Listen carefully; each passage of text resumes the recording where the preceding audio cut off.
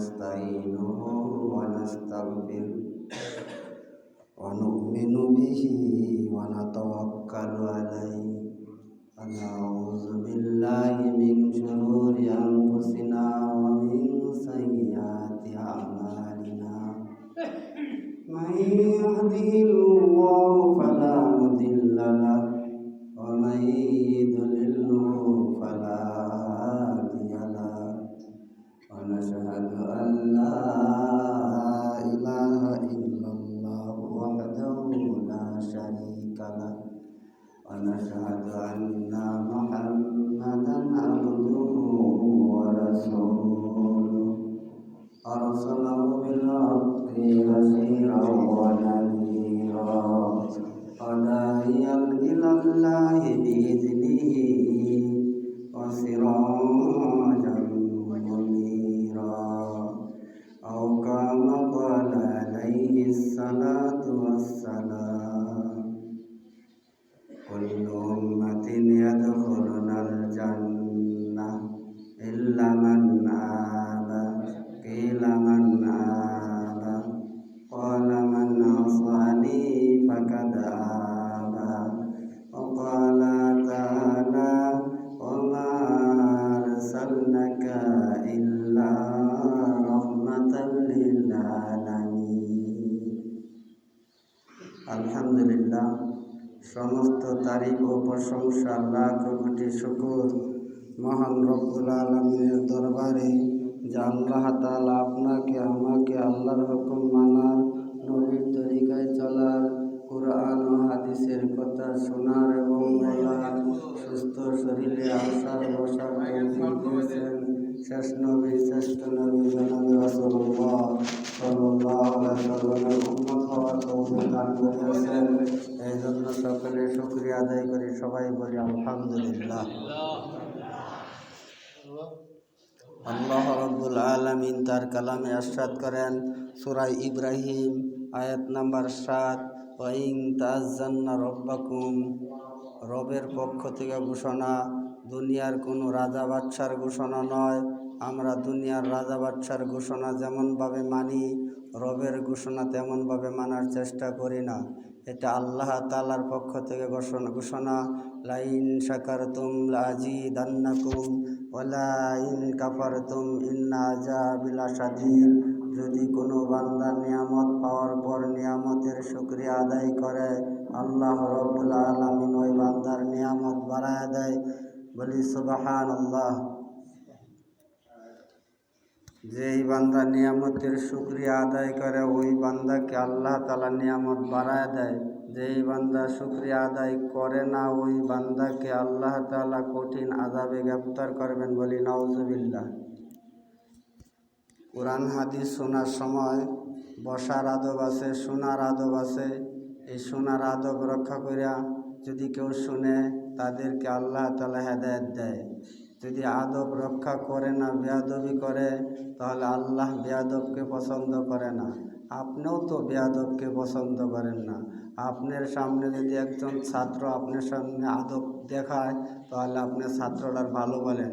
যদি ছাত্রটা আপনাকে সামনে বেয়াদবি করে তাহলে আপনি ছাত্রটাকে বেয়াদব বলেন। তদ্রূপ আল্লাহ তাআলাও কোরআনের কথা শোনার জন্য আদবের সহিত বসতে আদেশ করলেন। শোনার হক আদায় করে শুনতে বললেন। শোনার হক কি, বসার আদব কি, প্রতিটা কথাই আল্লাহ তাআলা তার কালামে জানায় দিয়েছেন। সূরার নাম সূরা মুজাদালা, আয়াত নাম্বার 11, ইয়া আইয়ুহাল্লাযীনা আমানু, তোমরা যারা ঈমানদার দাবি করো, তোমরা যারা ঈমান আনছো, তাদেরকে আল্লাহ তাআলা ডাক দিয়া বললেন। বেঈমান কাফেরদেরকে ডাক দেন নাই, আল্লাহ তাআলা মহব্বত করে ডাক দিলেন, ইয়া আইয়ুহাল্লাযীনা আমানু ইযা কিলা লাহুম তাফাসসাহু ফিল মাজালিসি, যখন তোমরা কোরআন হাদিসের মাজলিসে বসো, ফাফসাহু ইয়াফসাহিল্লাহু লাকুম, জায়গাকে প্রশস্ত করিয়া বসো, আল্লাহ তাআলা তোমাদেরকে জান্নাতের জায়গা প্রশস্ত করিয়া দিবেন। সুবহানাল্লাহ। যদি কোনো মুমিন বান্দা জান্নাতের খবর পাওয়ার পর আলহামদুলিল্লাহ সুবহানাল্লাহ বলে, ওই মুমিন বান্দার জন্য আল্লাহ তাআলা কি নেকি দান করে? তামলাউ মা বাইনাস সামাওয়াতি ওয়াল আরদ, আসমান এবং জমিনের মাঝখানের ফাঁকা জায়গাটুক নেকি দিয়া ভরপুর করিয়া দেয়। বলি সুবহানাল্লাহ। হাদিস শোনার পর যে ব্যক্তি মানে, যাচাই করিয়া আমল করে, সেই ব্যক্তির জন্যই জান্নাত। যে ব্যক্তি হাদিস শুনলো, শোনার পরে যাচাই করলো হাদিসটা সহি না জয়ীফ, যাচাই করার পর যে ব্যক্তি মানলো, সে ব্যক্তি জান্নাতের আশা করতে পারে। এখন আমরা হাদিস শুনলাম, শোনার পরে যদি পরিবর্তন আমাদের না হয়, তাহলে আমরা কিভাবে জান্নাতের আশা করতে পারি? যেহেতু রাসূলের হাদিসের দ্বারা প্রমাণিত, তামলাউ মা বাইনাস সামাওয়াতি ওয়াল আরদ, আসমান এবং জমিনের মাঝখানের ফাঁকা জায়গাটুক একজন মুমিন বান্দা যদি একবার বলে সুবহানাল্লাহ, এই বলার কারণে আল্লাহ আপনাকে এত নেকি দিলেন। কিছু বেদাতি হুজুর, কিছু বেদাতি আলেম, তারা বলে একবার সুবহানাল্লাহ বললে 49 কোটি গুণ নেকি হয়। এটা হলো তাদের বানানো হাদিস। আল্লাহ তাআলা দিতে চাইলেন বেশি, আপনি নিলেন কম। আল্লাহ আপনাকে নেকি দিলেন বেগাইরে হিসাব, অগণিত, আর আপনি নেকি নিলেন গুণাগুনি করিয়া, আপনি বললেন 49 কোটি গুণ। এটা বেদাতি কথা, এটা আলেমদের বানানো কথা। তা আল্লাহ তাআলা যেইভাবে আমাদেরকে কোরআন হাদিস শোনার আদব শিক্ষা দিলেন, সেইভাবে আমরা বসার চেষ্টা করব। জোরাজুরি নাই, কষ্ট নাই। আপনাদের প্রথম বসতে হয় আত্তাহিয়াতুর সূরাতে, এরপর আগের কাতার পুরা করে বসতে হয়। আগের কাতারে ফাঁকা না রাইখা, সামনের কাতার ফাঁকা না রাইখা আপনি পিছের কাতারে বসবেন না। সামনের কাতার পুরা করে তারপর পিছের কাতারে বসবেন। যদি সামনের কাতার ফাঁকা রাইখা বসলেন, তাহলে ওই আয়াত আপনি অনুসরণ করলেন না।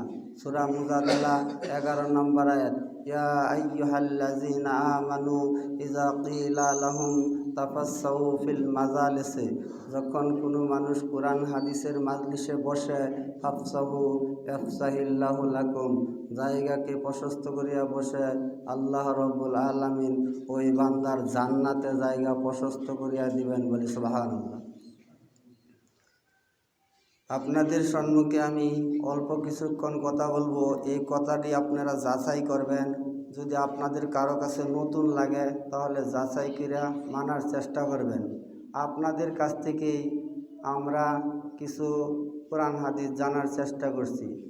আপনাদের এই কাছ থেকেই আমরা কিছু আলে হাদিস বোঝার পর আমরা আলে হাদিস হয়েছি। আমাদের পূর্বপাড়ায় আমরা 2 বাপ পুঁতে আলে হাদিস, আমাদের ঘরেই, আর কেউ না।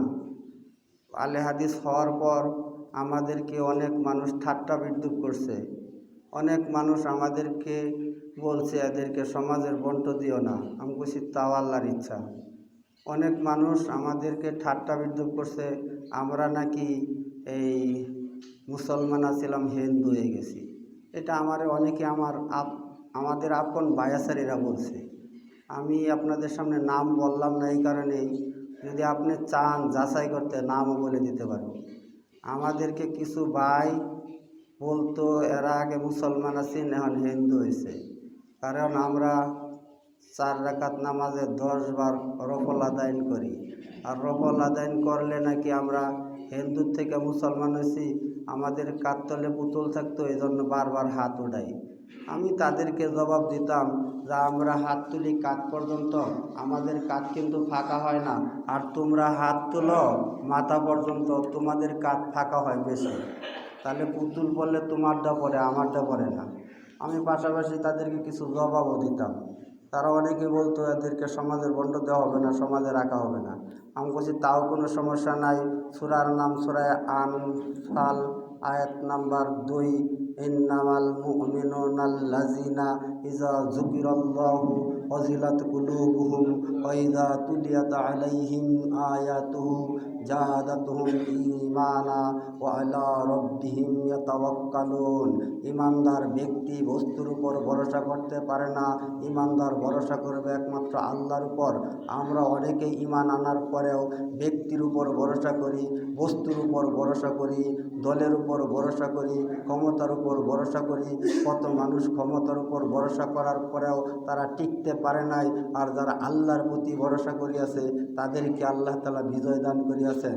যারা দেশের সরকারের পর ভরসা করছে, যারা ক্ষমতার উপর ভরসা করছে, যারা ব্যক্তির প্রতি ভরসা করছে, তাদেরকে আল্লাহ তাআলা ধ্বংস করিয়া দিয়েছে। আর যারা আল্লাহর প্রতি ভরসা করছে তাদেরকে আল্লাহ তাআলা বিজয় দান করছে।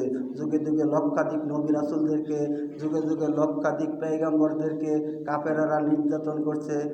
ফেরাউন মুসা আলাইহিস সালামকে মারার জন্য দৌড়াইছে, আর ফেরাউন ভরসা করছে তার ক্ষমতার উপর, আর মুসা আলাইহিস সালাম ভরসা করছে আল্লাহর উপর। ওয়ালা রব্বিহিম ইয়াতাওয়াক্কালুন, ইমানদার ব্যক্তি বস্তুর উপর, শাসনের উপর, ক্ষমতার উপর ভরসা করতে পারে না। যদি কোনো মানুষ ক্ষমতার উপর ভরসা করে তাহলে তার ঈমান থাকতে পারে না। একমাত্র ভরসা করবে আল্লাহর উপর। আমি তাদেরকে জবাব দিতাম, তোমরা চাই দেও, চাই না দাও, চাই সমাজে রাখো, চাই না রাখো, চাই আমাদের খোঁজখবর রাখো অথবা না রাখো, আমাদের খোঁজখবরের কোনো প্রয়োজন নাই। যদি আমি ঈমানদার হয়ে থাকি আল্লাহ যথেষ্ট। পৃথিবীর লক্ষাধিক মানুষ আপনাকে যদি বাঁচাইতে পারবে না, আর পৃথিবীর লক্ষাধিক মানুষ যদি আপনাকে মারতে পৃথিবীর কেউ মারতে পারবে না। যেমন দৃষ্টান্ত, ঈসা আলাইহিস সালামকে হাজারো মানুষ মারতে চাইলেন, আল্লাহ তাআলা আসমানে উঠায় নিলেন। এরকম লক্ষাধিক নবী রাসূলকে মারতে চাইলেন, আল্লাহ তাআলাই তাদেরকে হেফাজত করলেন।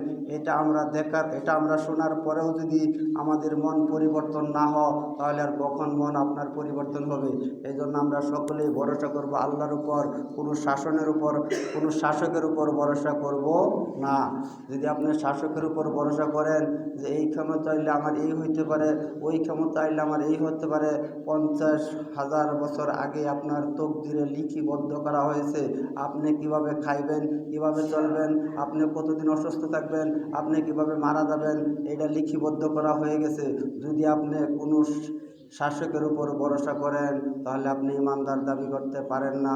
যত সূরা আনফাল আয়াত নাম্বার 2, ইন্নামাল মুমিনুনা আল্লাযিনা ইযা যুকিরাল্লাহু ওয়াজিলাত কুলুবুহুম ওয়া ইযা তুলিয়াত আলাইহিম আয়াতুহু জাদাতুহুম ঈমানা ওয়া আলা রাব্বিহিম ইয়াতাওয়াক্কালুন। একমাত্র রবের উপর ভরসা করবেন সকলেই, জানার পরে মানার চেষ্টা করবেন।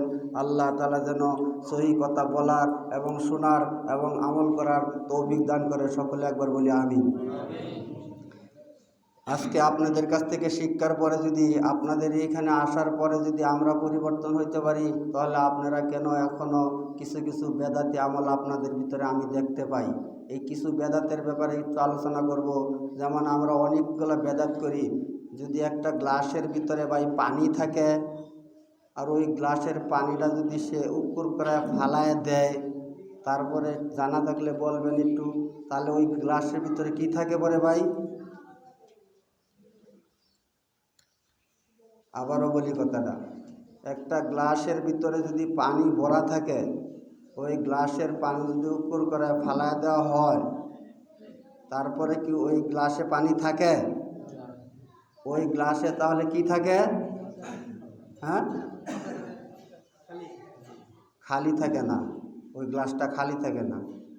পানি ফালায় দিলে ওই গ্লাসটা কি থাকে? খালি থাকে। খালি সবারই একমত, গ্লাসটা খালি থাকে না। মাশাআল্লাহ, চমৎকার উত্তর দিয়েছে। যদি গ্লাসের পানিটা ফালায় দেওয়া হয়, পানি ভরা থাকলে গ্লাসের ভিতরে পানি থাকে, আর কিছু থাকে না। যখন পানি আপনি ফালায় দিলেন, তখন পানি ফালানোর পর ওই গ্লাসের ভিতরে বাতাস থাকে। তদ্রূপ একটা সুন্নত যদি আপনি সরায় দেন, তার ভিতরে একটা বেদাত ঢুকে। বেদাতি মসজিদ, বেদাত কাকে বলে? বেদাতটা বোঝানোর জন্য ওই গ্লাসের একটা উদাহরণ দিলাম। যদি আপনি সুন্নত বাদ দেন তাহলে বেদাত ঢুকবে, আর যদি বেদাত ঢুকে তাহলে সুন্নত সরে যাবে। তদ্রূপ যদি পানি পড়ে গেলে বাতাস ঢুকে, আর পানি থাকলে কিন্তু বাতাস ঢোকার সুযোগ নাই। আছে কি ভাই? পানি থাকলে কি গ্লাসের ভিতরে বাতাস ঢোকার সুযোগ আছে? সুযোগ নাই। আপনার মসজিদে যদি সুন্নত চালু থাকে তাহলে বেদাত ঢুকবে না, আর যদি বেদাত চালু থাকে তাহলে সুন্নত ঢুকবে না। বেদাত কাকে বলে? আমরা রমজান মাস আসছি, গুনাহ মাপের মাস, আমরা রমজান মাস পাইছি, গুনাহ মাপের মাস। এখন যদি গুনাহ মাপ না করাইতে পারি, জিব্রাইল বললেন ওই ব্যক্তি ধ্বংস হোক যে রমজান পাওয়ার পর গুনাহ মাফ করাইতে পারলো না। জিব্রাইল বললেন ধ্বংস হোক। আমিন কে বলছে বলেন তো দেখি? রাসূল সাল্লাল্লাহু আলাইহি সাল্লাম আমিন বলছেন। আহা, যিনি এত কষ্ট দেওয়ার পরেও বরদোয়া করলেন না, তায়েববাসীরা এত মার দেওয়ার পরেও অভিশাপ করলেন না, ফেরেশতা আয়েশা বলছে আপনি যা বলবেন তাই করা হবে। দুই পাশে থেকে পাহাড় নিয়ে তায়েববাসীকে চূর্ণ বিচ্ছিন্ন করে দেওয়া হবে, আপনি যা হুকুম করবেন তাই করা হবে। রাসূলকে এত কষ্ট দিলেন, সেজদায় যাওয়ার পর উটের বুড়ি মাথার উপর উঠিয়ে দিলেন, তাও রাসূল অভিশাপ করলেন না, বরদোয়া করলেন না। এত কষ্ট সহ্য করলেন, এরপরেও বরদোয়া করলেন না। কিন্তু 3টা সময়ে রাসূল অভিশাপ করলেন। 3টা সময়ের মধ্যে একটা সময় হলো রাসূলের নাম শোনার সাথে সাথে যে সাল্লাল্লাহু আলাইহি সাল্লাম পড়ে না, জিবরাইল বললেন ধ্বংস হোক, রাসূল বললেন আমিন। এই ব্যাপারে রাসূল আমিন বললেন। যদি কোনো মানুষ পিতা মাতা পাওয়ার পর তার পিতা মাতার হক সে আদায় করল না, জিবরাইল বললেন ওই ছেলে মেয়ে ধ্বংস হোক, রাসূল বললেন আমিন। যদি কোনো ব্যক্তি রমজান পাওয়ার পর রমজানের পুরা হক আদায় করতে পারল না, জান্নাত কামাই করতে পারল না, গুনাহ মাফ করাইতে পারল না, জিবরাইল বললেন ওই সমস্ত ব্যক্তিও ধ্বংস হোক, রাসূল বললেন আমিন। তাহলে রাসূল যেই ক্ষেত্রে আমিন বললেন কবুল নিশ্চিত দোয়া। আপনার প্রতি অভিশাপ করলেন যদি আপনি পিতামাতাকে কষ্ট দেন, রমজান পাওয়ার পরে যদি রমজানের হক না আদায় করেন, আর রাসূলের নাম শুনলে যদি সাল্লাল্লাহু আলাইহি সাল্লাম না বলেন, তাহলে আপনার উপর রাসূলের অভিশাপ। এখন রাসূলের নাম শুনলে সবসময় সাল্লাল্লাহু আলাইহি সাল্লাম বলা যাবে না। একদিন এক মসজিদে সালাত আদায় করতে গেলাম, আকামত দেওয়ার সময় আশহাদু আন্না মুহাম্মাদুর রাসূলুল্লাহ বলছে। কিছু শিক্ষিত মানুষ, অথচ তারা স্যার, বড় একজন স্যার, উনি বললেন সাল্লাল্লাহু আলাইহি সাল্লাম, একজন শিক্ষিত মানুষ। অথচ রাসূল নাম শোনার পর সাল্লাল্লাহু আলাইহি সাল্লাম না পড়লে ধ্বংস হোক বললেন। কিন্তু আশহাদু আন্না মুহাম্মাদুর রাসূলুল্লাহ আযানের পর আপনি সাল্লাল্লাহু আলাইহি সাল্লাম বলতে পারবেন না। আযানের জবাব যেইভাবে দিতে কইলেন রাসূল, সেইভাবেই দিতে হবে। কুলু মিসলা মায়া কুলু মুয়াজ্জিন ইল্লা হায়ালাতাইন। মুয়াজ্জিন যখন আজান দিবে, আজানে মুয়াজ্জিন যেই বাক্যগুলা বলবে হুবহু আপনি সেই বাক্যগুলাই বলবেন।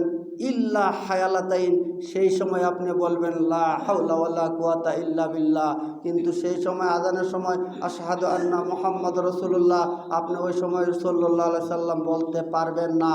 যেহেতু এই জায়গায় নিষেধ করা হয়েছে, যেই জায়গায় নিষেধ সেই জায়গায় নিষেধই মানতে হবে। সূরা হাসর 7 নম্বর আয়াত, মা আতাকুমুর রাসূলু ফাখুযু ওয়া মা নাহকুম আনহু ফান্তাহু। রাসূল তোমাদেরকে যা দেয় তা নেও, আর রাসূল তোমাদেরকে যা থেকে বিরত থাকতে বলছে তা থেকে তোমরা বিরত থাকো। এই জায়গায় নিষেধ করলেন, সাল্লাল্লাহু আলাইহি সাল্লাম বলা যাবে না। আর অন্য সময় সাল্লাল্লাহু আলাইহি সাল্লাম বলবেন আজান শেষ হওয়ার পর আপনি দুরূদ শরীফ পড়বেন, তারপরে সাল্লাল্লাহু আলাইহি সাল্লাম পড়বেন। কিন্তু আজান শোনার পর আর আকামত শোনার সময় সাল্লাল্লাহু আলাইহি সাল্লাম বলতে পারবেন না। আজকে খুতবা শোনার জন্য আসছেন, একজন আরেকজনের সাথে মুসাফা করলে কত নেকি হয়। সমস্ত গুনাহ সগীর, সমস্ত গুনাহ জরিয়া পুরিয়া যা, গাছের উদাহরণ দিলেন। কিন্তু খুতবা শোনার সময় একজন আরেকজনের সাথে হাত মুসাফা করতে পারবেন না। তাবরানী আওসাদ 245 নম্বর হাদিস, ইন্নাল মুসলিমা ইজা লাকিয়াল মুসলিম ইন্নাল মুমিনা ইজা লাকিয়াল মুমিন। একজন মুমিন আরেকজন মুমিনের সাথে যখন সাক্ষাৎ পায় ফাখাযা বিয়াদিহি, এখানে কইলেন বিয়াদি এক হাত, অনেক মানুষ লাগায় 2 হাত। যদি এইখানে হাদিসে থাকতো ফাকাজা বিয়া দাইহে, তাহলে হতো 2 হাত। হাদিসে আছে 1 হাত, আপনি লাগাইলেন 2 হাত। হাদিস এই জন্য শোনার পরে যাচাই করতে হয়, তারপরে মানতে হয়। আপনি দেখা দেখি মুসলমান হয়েন না, মানুষের দেহা দিয়ে কাজ করেন না। বড় বড় হুজুরেরাও, পাগড়িওয়ালা হুজুরেরাও 2 হাতে মুসাফা করে। এই হুজুরদের কাছে অনেক মানুষ শিক্ষা গ্রহণ করার পর তারাও 2 হাতে মুসাফা করে। অথচ তাবরানী আওসাদ 245 নম্বর হাদিস, ইন্নাল মুসলিমা ইজা লাকিয়াল মুসলিম ইন্নাল মুমিনা ইজা লাকিয়াল মুমিন। একজন মুমিন আরেকজন মুমিনের সাথে যখন সাক্ষাৎ পায় ফাখাযা বিয়াদিহি, 1 হাত ধরিবে। 1 হাত ধরলে কি হয়? ফাখাযা বিয়া দাইহি হলে 2 হাত হতো, বিয়াদিহি যেহেতু এক হাতের কথা বলা হয়েছে, আপনার এক হাত আমার এক হাত, এই এক হাতে যদি মুসাফা করেন তাহলে আল্লাহ তাআলা আপনাকে কি দিবেন, কি পুরস্কার পাইবেন? ফাকাদা বিয়াদি ফাতা সাপাহা তানা সারাত খাতায়া হুমা কামা এতাসা ওরাকুস সাজার। গাছের পাতা ঝরে যেমন গাছ মুক্ত হয়, ওই দুই ব্যক্তি হাত মুসাফা করার পর আল্লাহ তাআলা তাদের গুনাহ মুক্ত করিয়া দেয়। বলি সুবহানাল্লাহ। এই যে হাদিসটা শুনলাম, এটা যদি আমি মানি, যাচাই করার পর আমল করি, তাহলে আমি জান্নাতের আশা করতে পারি। আর শোনার পরে ছাগলের মতো যেই আর সেই ছাগল খেত খাওয়ার পর বেদায়া বুদায়া খড় নিল, ছাইরে দেওয়ার পর আবার খেতে যায় লাগলো। আমরাও কোরআন হাদিস শুনলাম, যাওয়ার পর খালি জুতারি নিয়ে গেলাম, হাদিস একটাও নিয়ে গেলাম না। একটা হাদিসও যদি একক শুক্রবারে নিতে পারি তাহলে আমার জন্য যথেষ্ট। আমি আপনাদের সামনে বেদাতের ব্যাপারে কিছু কথা বলবো। যেমন 2 হাত লাগানি বেদাত, 1 হাত লাগানি সুন্নাহ। ওই গ্লাসের উদাহরণ, পানি না থাকলে যেমন বাতাস ঢুকে, 2 হাতের জায়গাতে আপনি 1 হাত লাগানির জায়গা 2 হাত লাগাইলেন, তাহলে আপনার বেদাত ঢুকলো। তো রমজান মাসে রাসূলের যুগে মুয়াজ্জিন ছিলেন 2 জন। আর আপনি এই হাদিস শোনার পরে যদি মানার চেষ্টা না করেন, যাচাই করবেন তারপরে মানবেন। যদি আপনি মানেন তাহলে আপনি ইমানদার মুমিন দাবি করতে পারেন, জান্নাতের আশা করেন। নচেৎ বোঝা যায় আপনি জান্নাতের আশা করেন না। আল্লাহ রাসূল সাল্লাল্লাহু আলাইহি সাল্লাম বললেন, ইন্না বিল সহিহ বুখারীর 620 নম্বর হাদিস। কত নম্বর হাদিস? দেখবেন, এখন মোবাইলের যুগ, সবাই দেখতে পারবেন। যদি থাকে হাদিসটা সহিহ তাহলে মানবেন, যদি না থাকে তাহলে প্রত্যাখ্যান করবেন। সহিহ বুখারীর 620 নম্বর হাদিস, ইন্না বিলালান ইউআজ্জি বিল লাইলি ফাকুলু ওয়াশরাবু হাত্তা তাসমাউ আযানা ইবনে উম্মে মাকতুম। বেলাল রাদিয়াল্লাহু তাআলা আনহু আযান দিলে সেহরি খাওয়া শুরু করতেন। উম্মে মাকতুম রাদিয়াল্লাহু তাআলা আনহু আযান দিলে সেহরি খাওয়া বন্ধ করতেন। আযান যদি না দেন, যদি বলেন যে আর মাত্র 5 মিনিট আছে, তাহলে আযানের জায়গাত, সুন্নতের জায়গাত বেদাত ঢুকাইলেন, আপনি পাপ করলেন। আপনাদের কাছ থেকে আমরা আলে হাদিস শিখছি, প্রথম একটা কথাই বললাম, আপনারা যাচাই করবেন। আজকে যে আলোচনাগুলো করব, এগুলো আবু দাউদের থেকে আলোচনা করব, জানার পরে আপনারা এগুলো নিজেরা দেখবেন। যে কিছু আলোচনা করব আবু দাউদের থেকে আলোচনা করব। আবু দাউদের ভিতরে আছে 538 নম্বর হাদিস। 538 নম্বর হাদিস, মসজিদে বেদাত যেখানে চালু হয়, সেই মসজিদে উমর রাদিয়াল্লাহু তাআলা আনহুর পুত্র আব্দুল্লাহ, তিনি সালাত আদায় না করে বাহিরে চলে গেলেন। আযান হওয়ার পর মুয়াজ্জিন ডাকছে, আর মাত্র 5 মিনিট আছে। এই কথা শোনার পর আব্দুল্লাহর ছাত্র একজন নাম হলো মুজাহিদ, হাদিসটার ভিতরে তার নাম আছে মুজাহিদ। মুজাহিদকে আব্দুল্লাহ বলল, আব্দুল্লাহ শেষ বয়সে তিনি অন্ধ হয়ে গেছিলেন। অন্ধ অবস্থা তার ছাত্র মুজাহিদকে ডাকলেন, যে মুজাহিদ, তুমি আমাকে ধরো, এই মসজিদ থেকে বাহির করে নিয়ে যাও, এই মসজিদে বেদাত চালু হয়েছে, এখানে আমি সালাত আদায় করব না। তাহলে উমরের পুত্র আব্দুল্লাহ শেষ বয়সে অন্ধ হওয়ার পর তার ছাত্র মুজাহিদকে বললেন, মুজাহিদ, এই মসজিদে বেদাত শুরু হয়েছে, এই মসজিদে আমি সালাত আদায় করব না, আমাকে বাহিরে নিয়ে যাও। অন্ধ সাহাবী কত বেদাতের বিরোধিতা করলেন, আপনি বেদাত চালু করেন, তারপরে আলে হাদিস দাবি করেন। আপনি কেমন আলে হাদিস, আপনি কেমন মুসলমান, আপনি আলে হাদিস কেমন, আপনি বেদাতও করেন আবার আলে হাদিস দাবি করেন। আবু দাউদ 538 নম্বর হাদিস বললাম যে ডাকাডাকি করা যাবে না, সেহরির আর 5 মিনিট আছে, এই কথাও বলা যাবে না। যদি আপনি এই কথা বলেন তাহলে পানি ফালায় দিয়ে বাতাস গিলাসে ঢুকাইলেন। তদ্রূপ আজান দিবেন, আজান চালু করা হাদিসে আছে। আপনাদের এই মসজিদেও এক সময় আজান হয়েছে, আমি এটাও শুনতে পাইছি। এই যে এই লিটন ভাইয়ের বাপে নাকি এক সময় শুনতাম যে এই মসজিদে সেহরির সময় আজান দিত। নূর মোহাম্মদ সারগরের মসজিদেও আমি এক সময় আজান শুনতে পাইছি। আর এই হাদিসটার ভিতরেও আসছে। আপনাদের 2টা জায়গা দেখাইলাম এই জন্যেই, গত সবাই আলোচনা করার পর টাঙ্গারবন মসজিদেও আজান চালু করছে। আপনার মসজিদে এটা হলো, আমার হিসাবে এটাই সর্বপ্রথম মসজিদ। আমি আলে হাদিস, আমার জানা মতে আমি এইখানে প্রথম আসছিলাম, এখানে এসে কিছু শিক্ষা অর্জন করছি। তারপরে তো এই মসজিদগুলো ছোটো হয়েছে, ভাই কি বললেন?